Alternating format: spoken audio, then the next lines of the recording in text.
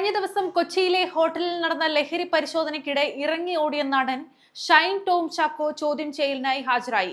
North police സ്റ്റേഷനിലാണ് ഇന്ന് രാവിലെ 10 മണിയോടെ ഷൈൻ ഹാജരായത്. 10:30 എത്തുമെന്നായിരുന്നു പോലീസിന് ലഭിച്ചിരുന്ന വിവരം. എന്നാൽ പറഞ്ഞതിനും അരമണിക്കൂർ മുൻപേ ഷൈൻ സ്റ്റേഷനിൽ എത്തുകയായിരുന്നു. പുറത്തുനിന്ന മാധ്യമങ്ങളോട് പ്രതികരിക്കാതെയാണ് ഷൈൻ സ്റ്റേഷനകത്തേക്ക് കയറിപ്പോയത്. 3 മണിക്ക് കൊച്ചി നോർത്ത് പോലീസ് സ്റ്റേഷനിൽ ഹാജരാകുമെന്നായിരുന്നു പിതാവ് ഇന്നലെ അറിയിച്ചിരുന്നത്.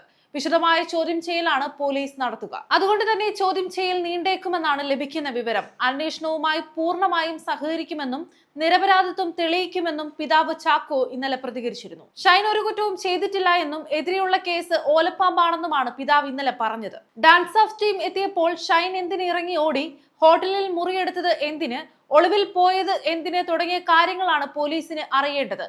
മുൻകാല കേസുകളെ പറ്റിയും പോലീസ് ചോദിച്ചറിയും. 32 ചോദ്യങ്ങൾ അടങ്ങിയ പ്രാഥമിക ചോദ്യാവലിയാണ് എറണാകുളം ടൗൺ നോർത്ത് പോലീസ് തയ്യാറാക്കിയിരിക്കുന്നത്.